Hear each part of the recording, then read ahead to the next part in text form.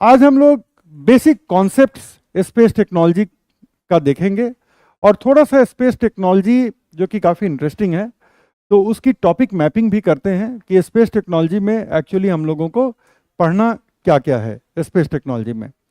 आज का काम बोर्ड पे रहेगा और इसको आप मेरे साथ साथ समझते रहेंगे और अपने नोटबुक में ट्रांसमिट करते रहेंगे। आप ऐसे ही इसको लिखेंगे कि इसकी दोबारा आपको सिनॉप्सिस ना बनानी पड़े, ये डायरेक्टली आपके लिए सिनॉप्सिस रहे, एक तरफ अच्छा खासा मार्जिन देकर के ही आप इसको यूज करेंगे। डन।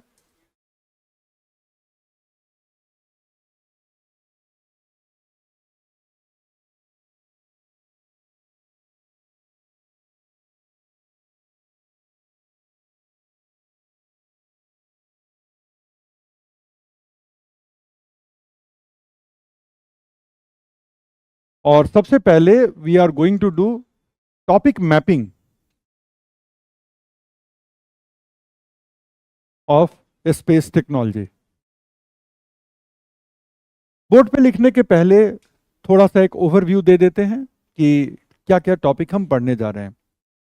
सबसे पहले हम लोग ये सेंस डेवलप करेंगे कि स्पेस होता क्या है, राइट?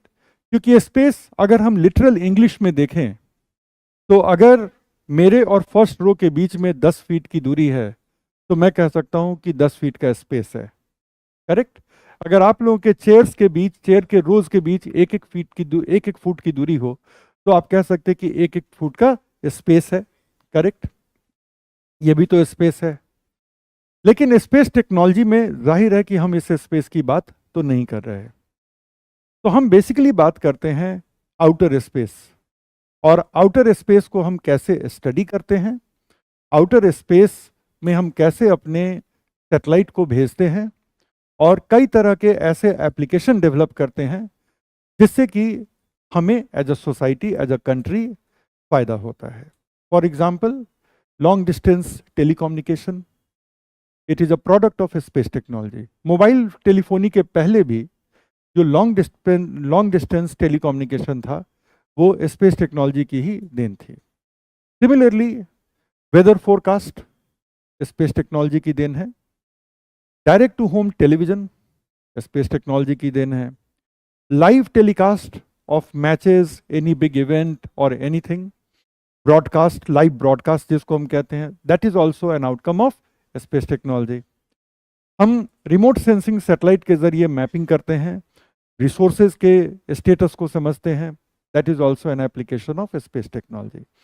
और ये सब होता है आउटर स्पेस को यूज करके, आउटर स्पेस को स्टडी करके और उस आउटर स्पेस में सही ऑर्बिट में सही सैटेलाइट को भेज करके।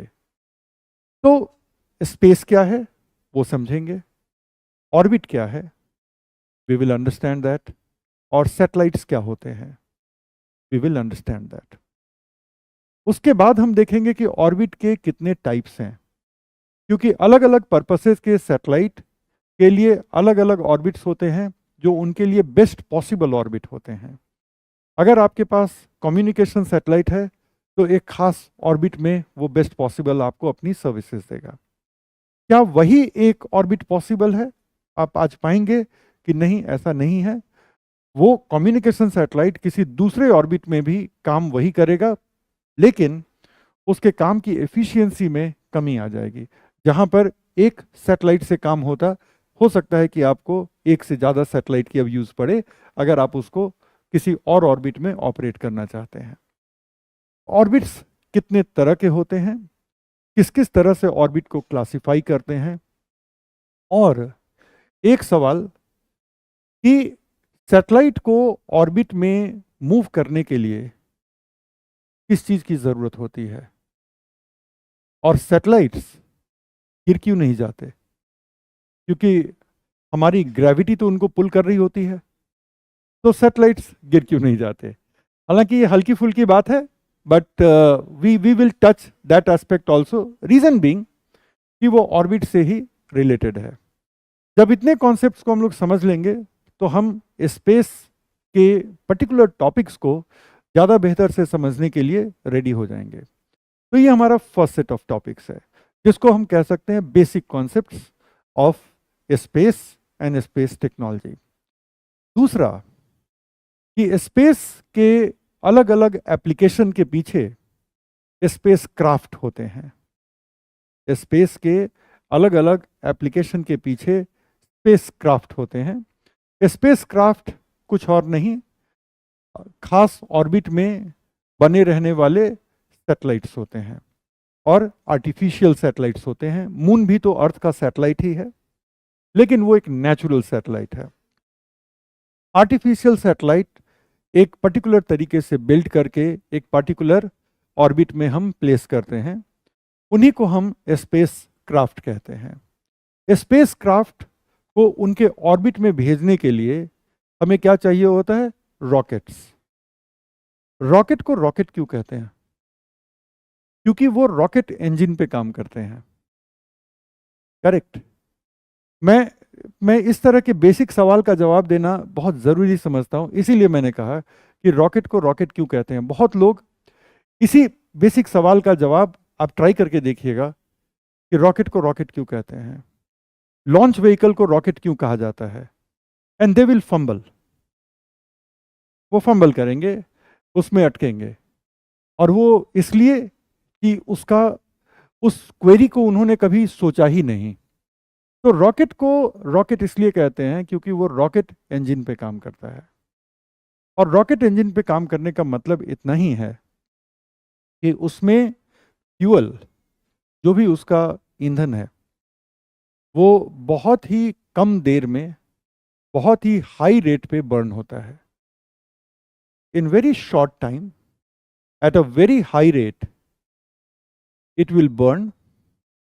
The purpose is to maximize the velocity of the exhaust। जब भी आप कुछ बर्न करेंगे तो कुछ गैसेस निकलेंगी, वो एग्जॉस्ट होता है। तो रॉकेट इंजन का पर्पस होता है कि कम से कम समय में ज़्यादा से ज़्यादा स्पीड पे ज़्यादा से ज़्यादा क्वांटिटी का जो फ्यूल है उसको बर्न करके मैक्सिमम फोर्स के साथ एग्जॉस्ट निकले। कभी रॉकेट लॉन्च का वीडियो देखा है? देखा है ना? अगर नहीं देखा है तो आज यूट्यूब पे देखना। तो जब वो लॉन्च होता है तो आप देखते हो कितना ज्यादा एग्जॉस्ट का गैस होता है, राइट? एग्जैक्टली उसी को हम रॉकेट इंजन कहते हैं। और अगर इसका कंपैरिजन हम करें जेट इंजन से, तो फ्लाई करने वाली चीजें जो हैं वो दो तरीके से फ्लाई कर सकती हैं। या तो रॉकेट इंजन के जरिए फ्लाई कर सकती हैं या जेट इंजन के जरिए फ्लाई कर सकती हैं। जेट इंजन के जरिए हमारे एरोप्लेन्स फ्लाई करते हैं। तो जेट इंजन का सिस्टम क्या है? एरोप्लेन में, अगर ये एक एरोप्लेन सामने से आप देख रहे हो,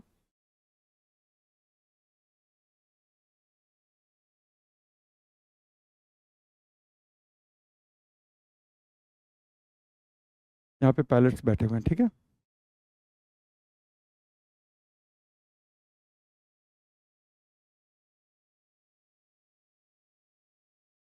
ठीक है, ये एयरबस A380 है। ये आज की डेट में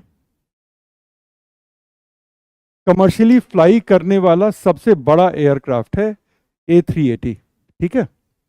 तो इसीलिए मैंने दो जेट इंजन बनाए हैं, है ना? आज की डेट में दो ही ऐसे कमर्शियल फ्लाई करने वाले इंजन हैं, एयरक्राफ्ट हैं, जिसमें 4 जेट इंजन होते हैं। एक है बोइंग का 747, सारे नहीं, सिर्फ 747, और दूसरा A380। करेक्ट? तो ये 380 है। अगर इसको करीब से देखोगे,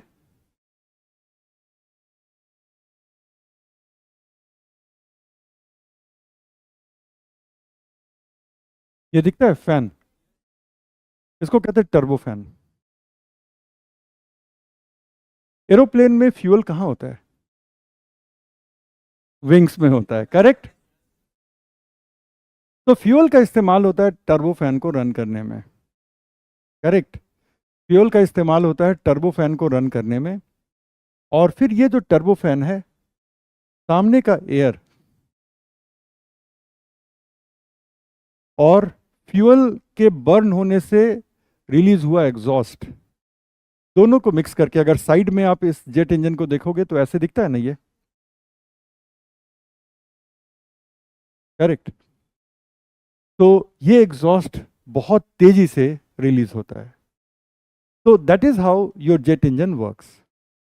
बाकी विंग पे फ्लैप्स होते हैं, जिससे कि उसका टेक ऑफ डिसाइड होगा, उसका डिसेंट डिसाइड होगा, है ना, वगैरह वगैरह। मोर और लेस जेट इंजन में एक फैन होता है, जो फैन बहुत हाई वेलोसिटी पे रन करेगा, सामने के एयर को पुल करेगा, उसके साथ एग्जॉस्ट को मिक्स करेगा, जो फ्यूल बर्न हुआ तो जो उसका जो भी धुआं था उसको मिक्स करेगा, और उसको इस छोटे से आउटलेट से बहुत ही हाई प्रेशर से रिलीज करेगा। That will give it what? Propulsion. Propulsion का मतलब क्या होता है? पुश। ठीक है, प्रोपल्सन का मतलब पुश होता है। तो जेट इंजन का प्रोपल्सन आता है इस तरीके से, टर्बोफैन के ऑपरेशन से। और रॉकेट इंजन में ऐसा कुछ नहीं होता, सीधा फ्यूल बर्न होता है और काफ़ी तेज़ी से निकलता है। खैर, बात हम कर रहे थे कि जब भी कोई भी सैटेलाइट को उसके ऑर्बिट तक भेजना होता है, तब उस सैटेलाइट को हम एक रॉकेट के थ्रू भेजते हैं। ये रॉकेट कंट्रोल्ड होता है, एक सर्टेन कॉन्फ़िगरेशन का होता है, एक सर्टेन पाथ पे जाएगा और एक ऑर्बिट में जाकर के वो उस सैटेलाइट को डिलीवर करेगा। इसीलिए उसको सिंपली रॉकेट कहना उसको जस्टिस नहीं करता, इसलिए उसको अब हम लॉन्च व्हीकल कहते हैं। लॉन्च व्हीकल का सिलेक्शन मेनली सैटेलाइट के वेट के हिसाब से किया जाता है। जितना बड़ा सैटेलाइट, उस कैटेगरी की लॉन्च व्हीकल आप भेजते हैं।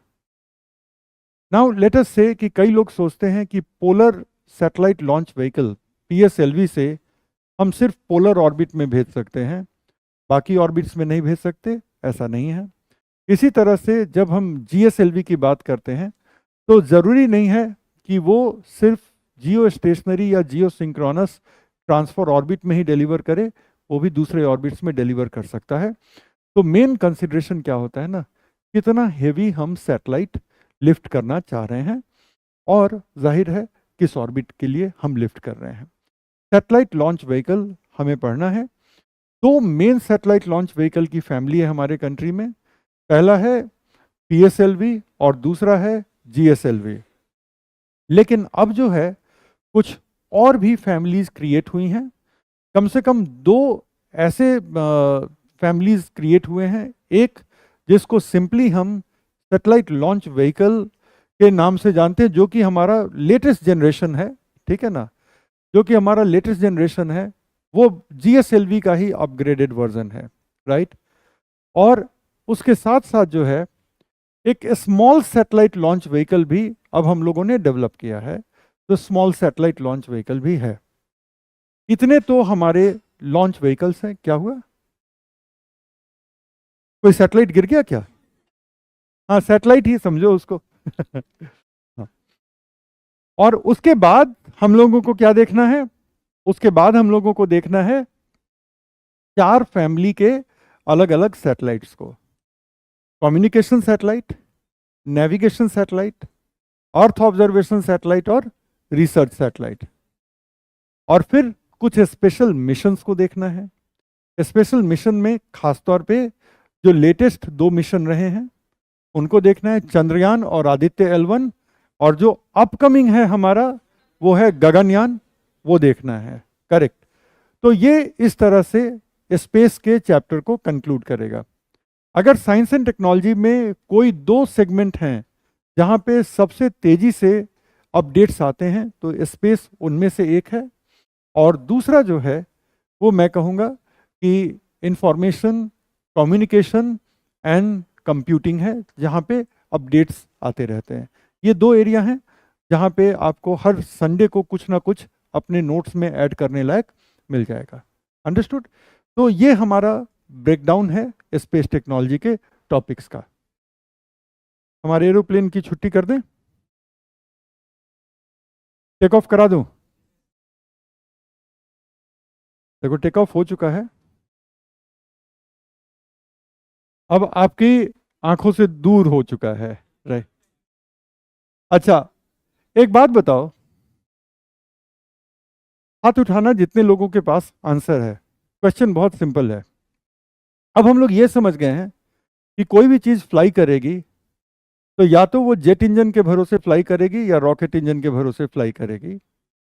मेरा पूछना है, मिसाइल्स किस इंजन पर बेस्ड होते हैं? हाथ उठाना भी सीधा बोलना मत, हाथ उठाना, फिर जो भी आपको लगता है लॉजिक लगा करके, लॉजिक लगा करके जो भी आपको सही जवाब लगता है।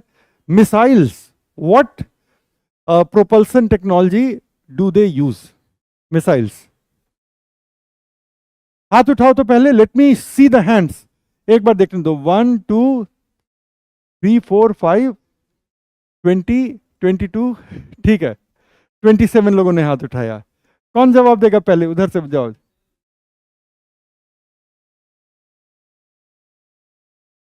करेक्ट,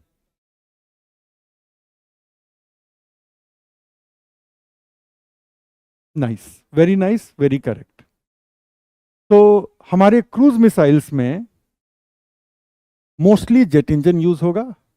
अगर शुरू में रॉकेट इंजन यूज भी हुआ उसको लिफ्ट करने के लिए, लेकिन उसका जो मेन फ्लाइट पाथ है वो बिल्कुल एरोप्लेन की तरह से हॉरिजॉन्टल होता है। डिफेंस टेक्नोलॉजी में हम देखेंगे तो वो जो हॉरिजॉन्टल जो फ्लाइंग होता है ना ऐसे, वो तो एरोप्लेन की ही तरह है, तो वो जेट इंजन पे बेस्ड होगा। अब जेट इंजन के अपने अपने टाइप हैं, रैमजेट है, स्क्रैमजेट है वगैरह, लेकिन होता जेट इंजन ही है। अब बैलिस्टिक मिसाइल की बात करें तो वो ऐसे टेक ऑफ करेगा और फिर उसका गाइडेंस सिस्टम उसको अपने पीक पे ले जाएगा और वहां से वो फिर रिटर्न की पाथ में आता है। सो वो अर्थ के एटमॉस्फेयर के रेंज से ऊपर जाएगा और फिर जैसा भी उसका गाइडेंस सिस्टम बताएगा वो रिटर्न पाथ पे वापस आता है, तो एक पैराबोलिक पाथ बनाता है वो। तो फर्स्ट पार्ट ही जो होता है वो पावर्ड फ्लाइट होती है।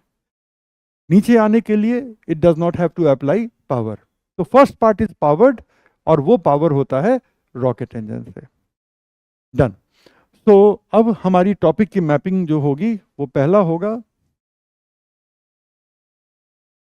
Basic concepts,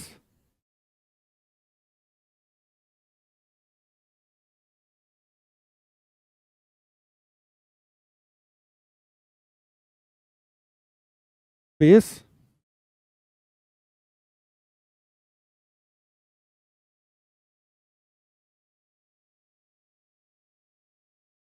space technology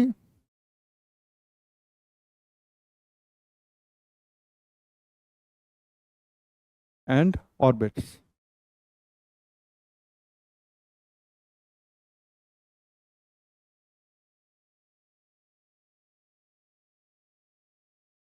launch vehicles, spacecrafts,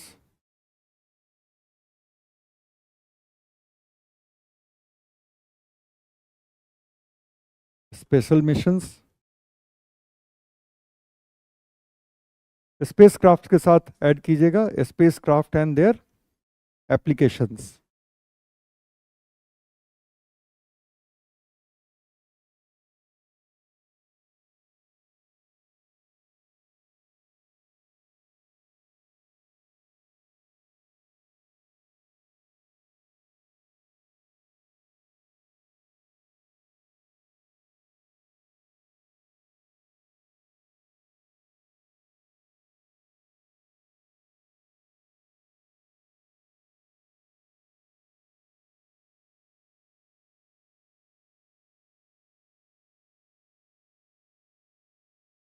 launch vehicle में सबसे पहले जो पार्ट होगा तो थोड़ा सा ऊपर कर देता हूं।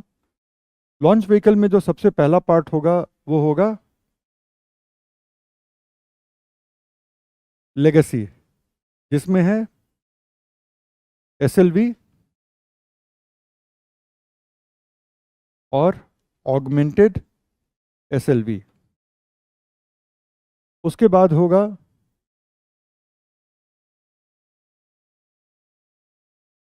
इन सर्विस जो हैं,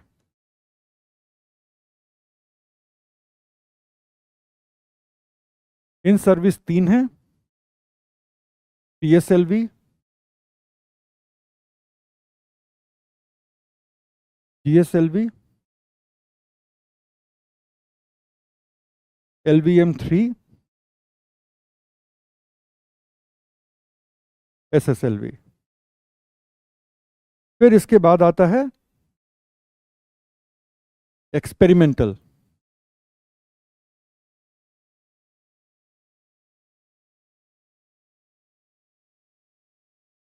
इसमें है साउंडिंग रॉकेट्स और अंडर डेवलपमेंट है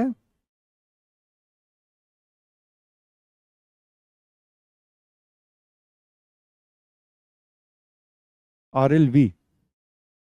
आप लोग मेरे साथ लिख पा रहे हैं या लिख पा रहे हैं ना?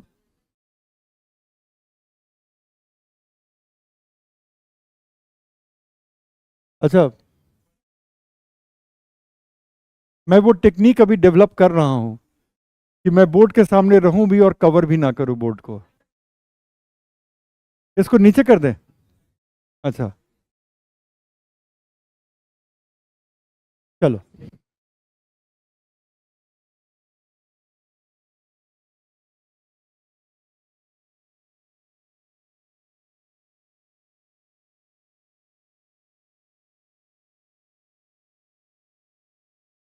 डन। RLV का full form reusable launch vehicle. एक ऐसा लॉन्च व्हीकल जो ऑर्बिट तक जाएगा, सैटेलाइट को डिलीवर करेगा और वापस आएगा। फिर उसको थोड़ा सा फैब्रिकेट किया जाएगा, फ्यूल दिया जाएगा, फिर एक बार और जाकर के लॉन्च करेगा। 2 फायदे होंगे। पहला फायदा तो ये होगा कि इन द लॉन्ग टर्म आप अपने एस्ट्रोनॉट्स को प्रॉपर उनके स्पेस मिशन से वापस भी ला सकते हैं।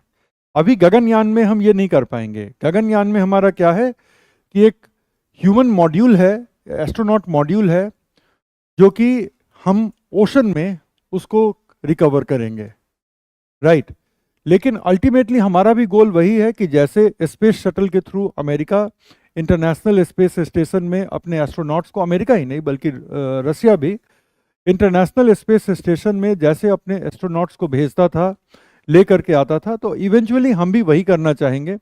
लेकिन फॉर द टाइम बीइंग अभी हमारे गगनयान मिशन का RLV पे डिपेंडेंस नहीं है और इतनी जल्दी RLV पूरी तरह से डेवलप भी नहीं होगा।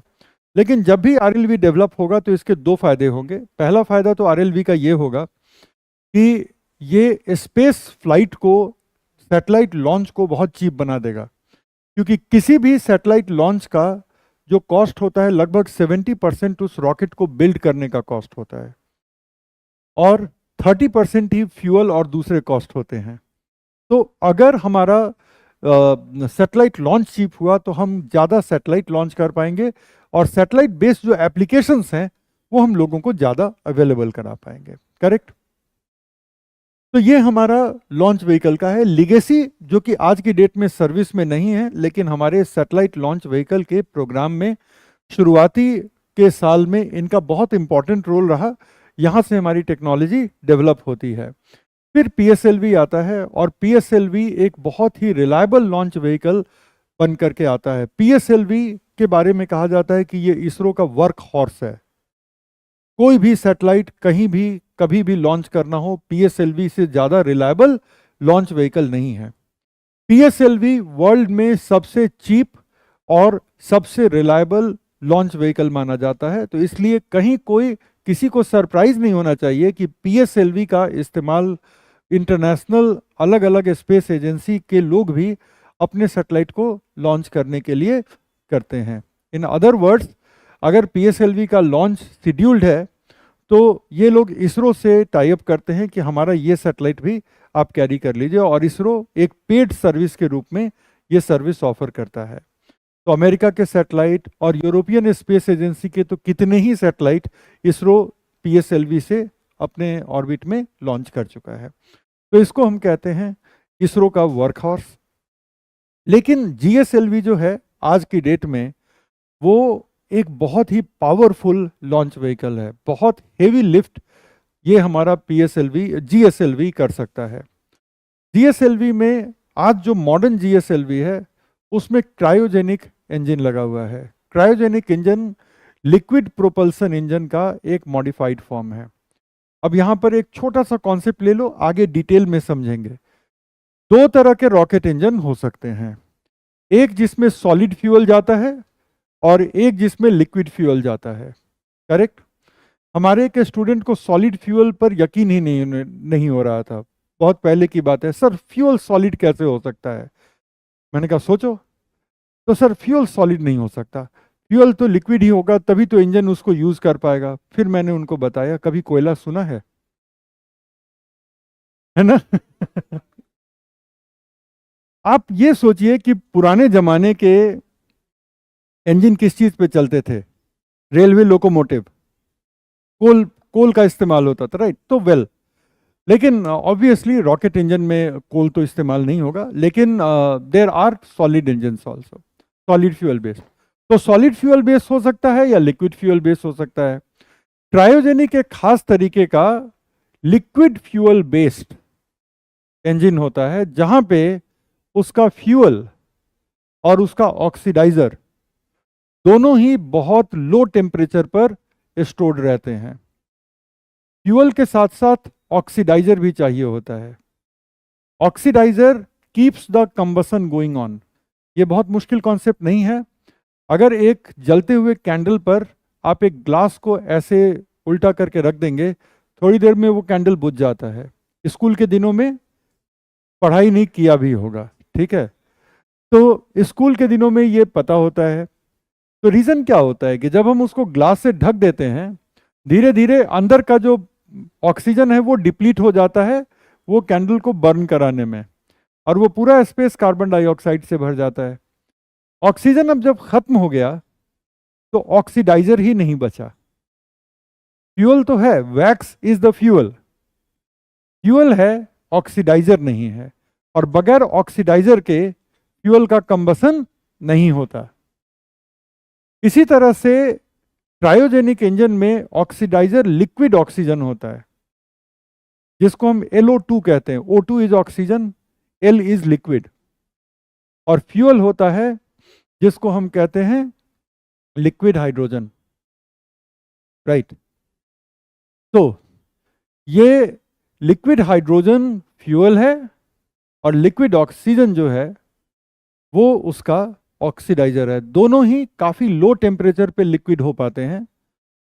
अब उसका फायदा ये है कि ऐसे लो टेम्परेचर पे जब आप कुछ खास तरीके के फ्यूल का कंबसन करते हैं तो बहुत कम फ्यूल में बहुत ज्यादा थ्रस्ट मिलता है। थ्रस्ट मतलब पुश मिलता है।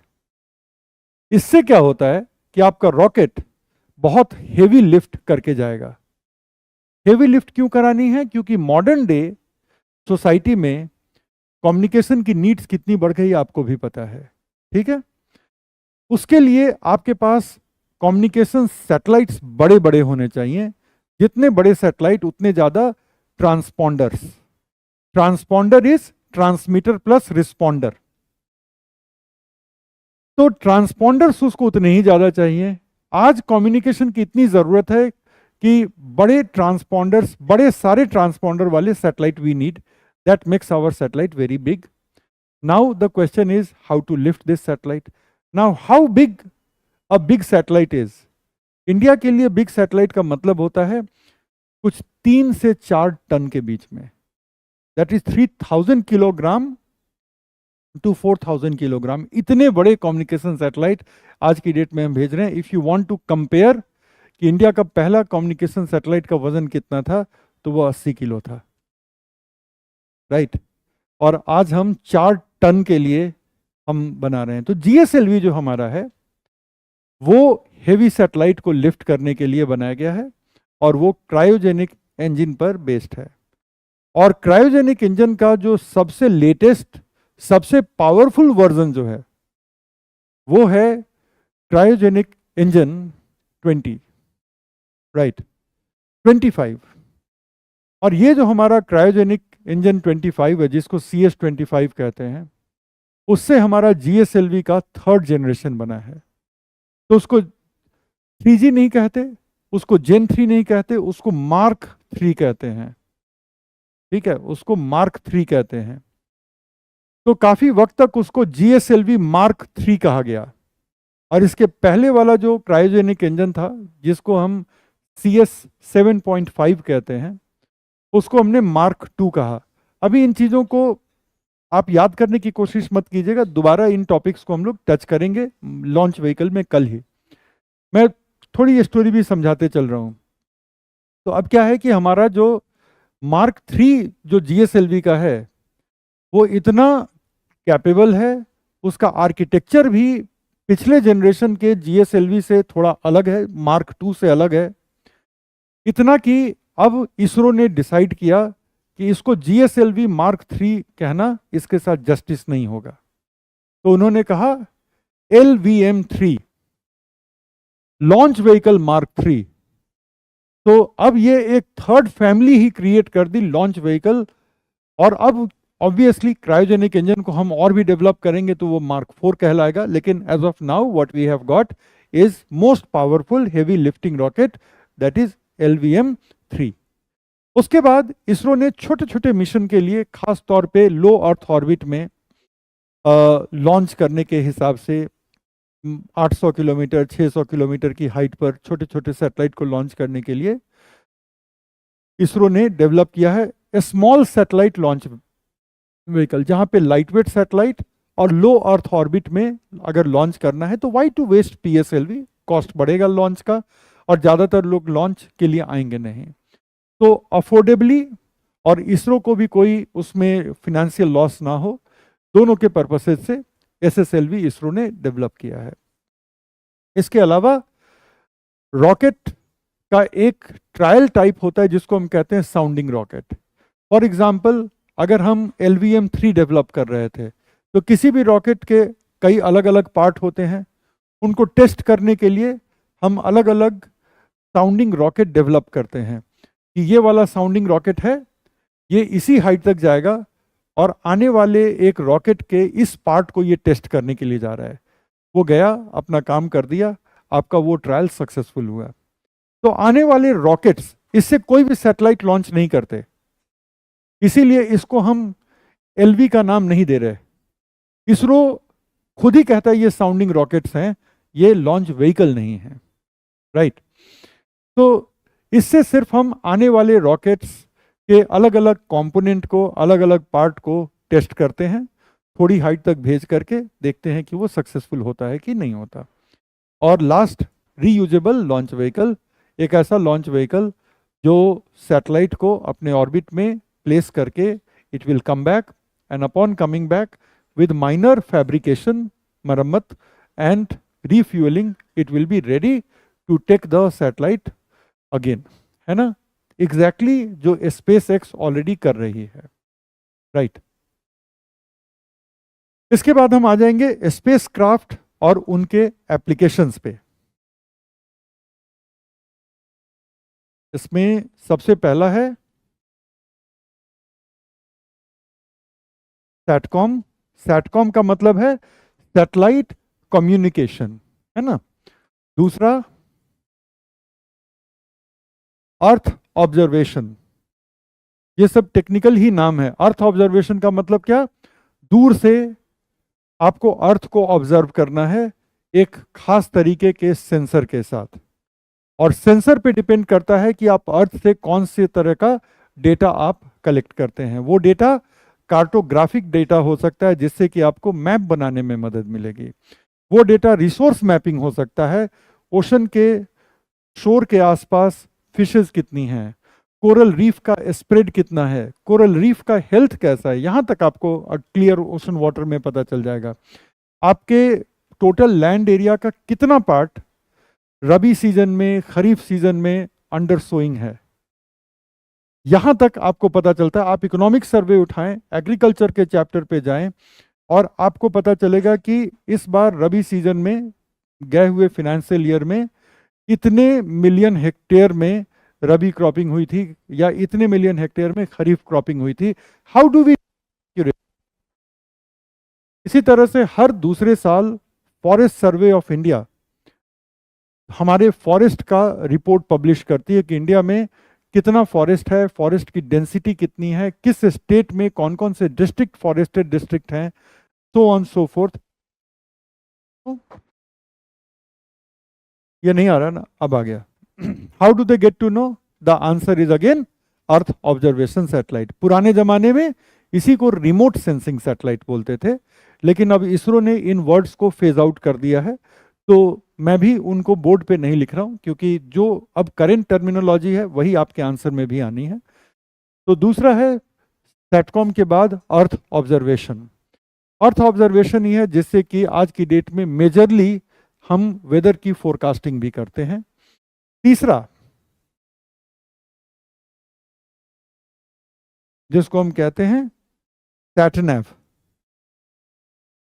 Satellite navigation. तो ये तीन मेजर हैं जिससे कि डे टू डे लेवल पे हम और आप अफेक्ट होते हैं। सैटेलाइट कम्युनिकेशन का इस्तेमाल करते हैं, अर्थ ऑब्जर्वेशन से बहुत सारी चीज़ें पता चलती हैं, मौसम का हाल तो इसी से पता चलता है आपको। और सैटेलाइट नेविगेशन, किसी भी नए जगह पर गए हैं तो सैटेलाइट नेविगेशन ही आपको पॉइंट ए से पॉइंट बी ले जाता है। आजकल कोई भी नहीं पूछता भाई साहब वहाँ जाने का रास्ता क्या है ना। अब एक ही भाई साहब हैं, वो है गूगल। और जो लास्ट है वो है ऑब्जर्वेटरीज। जो लास्ट सेट ऑफ सैटेलाइट है वो है ऑब्जर्वेटरी। वो स्पेस की स्टडी के लिए भेजे गए सैटेलाइट्स हैं, और उनको जब स्पेस की ये स्टडी करनी है तो उनको ग्राउंड पे ही क्यों नहीं रखा जाता है? अगर स्पेस की ही स्टडी करनी है तो उनको ग्राउंड पे क्यों नहीं रखा जाता? इसलिए नहीं रखा जाता क्योंकि ग्राउंड पे एटमॉस्फेयर है। एटमॉस्फेयर में बहुत तरह के पार्टिकल्स हैं, including the dust particles. So what will happen that atmospheric gases and atmospheric particles, they will absorb कई सारे वेवलेंथ को। हमें ऐसा लगता नहीं है कि it will absorb कई सारा wavelength, but why is my sweater looking black today? Because it is absorbing all the wavelength. And if someone is wearing green, so it is absorbing all the wavelength minus green. Correct? So green is being reflected, yellow is being reflected, that is why it is appearing. अब किसने सोचा होगा कि ये sweater भी wavelength absorb कर रहा होगा? कर रहा है, करेक्ट। तो सिमिलरली बहुत सारे एटमॉस्फेरिक गैसेस होते हैं जो वेवलेंथ को एब्जॉर्ब कर लेते हैं, एस्केप नहीं करने देते। अब स्पेस में दूर से वेवलेंथ आ रही है, हमारे एटमॉस्फेयर तक सही सलामत पहुंच गई, अब बस हमारा सेंसर इंतजार कर रहा है और एटमॉस्फेयर में ही वो गायब हो गई, किसी ने एब्जॉर्ब कर लिया। ठीक है, और अगर एब्जॉर्ब नहीं किया तो डस्ट पार्टिकल से वो स्कैटर हो गई। अब इधर जो है हमारा सेंसर इंतजार कर रहा है, वो तो किसी और रास्ते निकल पड़ा। करेक्ट। तो इसका तरीका क्या निकाला गया? तरीका साइंटिस्ट ने निकाला कि चलो अब मुश्किल आसान कर देते हैं। हमारे टेलीस्कोप, स्पेस स्टडी के जो टेलीस्कोप हैं, वो अब अर्थ के एटमॉस्फेयर के बाहर आउटर स्पेस में रहेंगे। ना रहेगा एयर, ना रहेंगे गैसेस, ना रहेंगे dust particle and other particles. Correct. तो ना तो कोई वेवलेंथ एब्जॉर्ब होगी, ना तो कोई वेवलेंथ स्कैटर होगी, और दूर दूर से जो वेवलेंथ आ रहे हैं उनको एब्जॉर्ब करके, और कहाँ कौन सी बॉडी है हमारे यूनिवर्स में, कुछ हद तक यूनिवर्स की ओरिजिन की भी कहानी आपको पता चल जाएगी। अगर आप याद करें तो एक होता था हबल टेलीस्कोप, राइट। हबल का सक्सेसर माना जाता है जेम्स वेब को। करेक्ट। इसी तरह से 2015 में हमने एक ऑब्जर्वेशनल सैटेलाइट लो अर्थ ऑर्बिट में लॉन्च किया जिसका नाम है एस्ट्रोसैट। और हमारा आदित्य L1 भी कुछ और नहीं ऑब्जर्वेशनल सैटेलाइट है। ये ठीक है कि ये अर्थ के ऑर्बिट के बाहर है। ये बेसिकली सन के थोड़ा थोड़ा पहले नहीं, बहुत पहले, ठीक है। ये अर्थ से कई मिलियन किलोमीटर, लेकिन सन से तो बहुत बहुत दूर एक पॉइंट के इर्द गिर्द ऑर्बिट कर रहा है। उस पॉइंट का नाम है L1 पॉइंट, और इसीलिए इसको हम कहते हैं आदित्य L1 मिशन। करेक्ट। अभी मैं जा नहीं रहा लैग्रेंजियन पॉइंट पर, वक्त आने पर वहां भी जाएंगे। राइट। वहां भी जाएंगे का मतलब ये नहीं कि वहां चलेंगे हम लोग साथ में, उसके बारे में पढ़ेंगे। ओके। सो हाँ, नहीं, वहां जाना खतरे से खाली नहीं है। तो आई होप आप समझ रहे हैं कि हमारा आदित्य L1 भी जो है वो भी एक ऑब्जर्वेशनल सैटेलाइट है। और इसके अलावा हमारे स्पेशल मिशंस होते हैं, जैसे मून का मिशन है, मार्स का मिशन है ना। स्पेशल मिशन में तो हम आदित्य L1 को भी कर सकते हैं, लेकिन आदित्य L1 दोनों में आ जाएगा, ऑब्जर्वेशनल सैटेलाइट के रूप में भी आ जाएगा and at the same time special mission, क्योंकि वो सन के लिए मिशन है। ठीक है। तो लास्ट वन है ऑब्जर्वेशनल सैटेलाइट्स। उसके बाद आ गया स्पेशल मिशंस।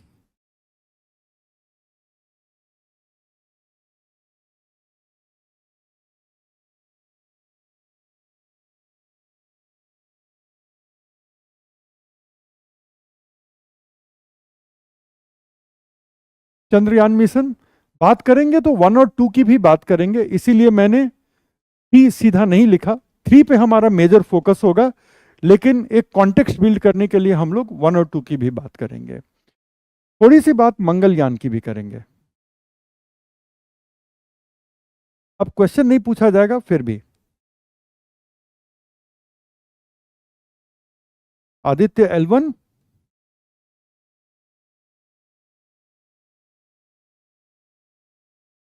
गगनयान। अच्छा, आप लोगों ने ये इंग्लिश वर्ड तो सुना ही होगा, किसी को जज करना। सुना है ना, थोड़ा नेगेटिवली लेते हैं कि किसी के द्वारा कोई ऐसा काम या कुछ ऐसा बिहेवियर शो किया जाता है जिससे कि आप उनके बारे में थोड़ा सा बॉर्डर लाइन निगेटिव ओपिनियन बना लेते हैं, तो उसको कहते हैं कि वो मुझे जज कर रहा है ना। तो जितने लोग इंडिया में रह करके, नॉर्थ इंडिया में रह करके चंद्रयान को चंद्रायन कहते, मैं सबको जज करता हूं। मैंने सुना है, न्यूज एंकर्स को सुना है।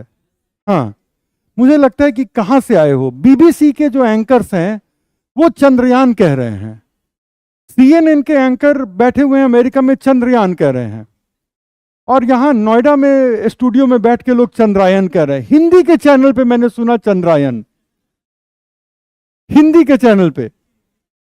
मुझे इतनी तकलीफ हुई कि मैं बता नहीं सकता। हाँ,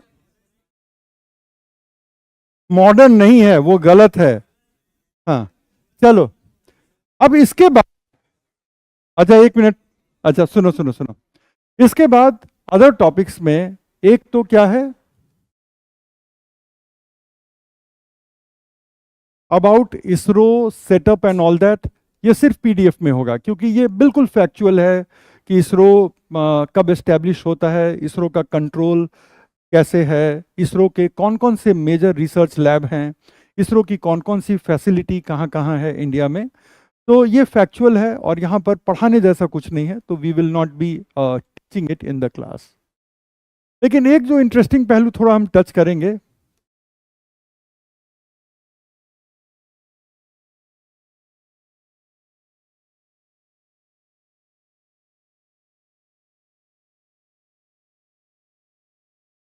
कुछ इंटरनेशनल स्पेस मिशंस कंपैरिजन के लिए हमें करना पड़ेगा। राइट। अब मान लो कि जैसे इंडिया स्पेस कॉमर्स में एक काफी इंपॉर्टेंट फोर्स है। जब आप स्पेस सर्विसेज को फॉर अ पेमेंट ऑफर करते हैं दूसरे कंट्री को, तो उसी को हम स्पेस कॉमर्स कहते हैं। तो इंडिया उसमें काफी आगे है। स्पेस कॉमर्स की अब जब भी बात होगी तो यहां पर बात जरूर होगी कि स्पेस एक्स की तुलना में हम लोग कैसा कर रहे हैं। राइट।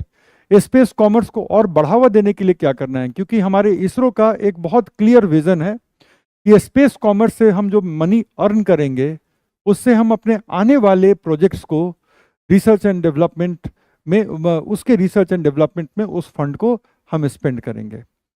तो स्पेस कॉमर्स का एक फील्ड हो गया। तो ये अदर टॉपिक हो गया। यहाँ पे आपको कुछ इंटरनेशनल प्रोजेक्ट्स को भी देखना होगा। सिमिलरली अगर हम जापान के मून मिशन की बात करें तो how does it compare to India's moon mission, वो सारी चीजें रहेंगे यहाँ पे।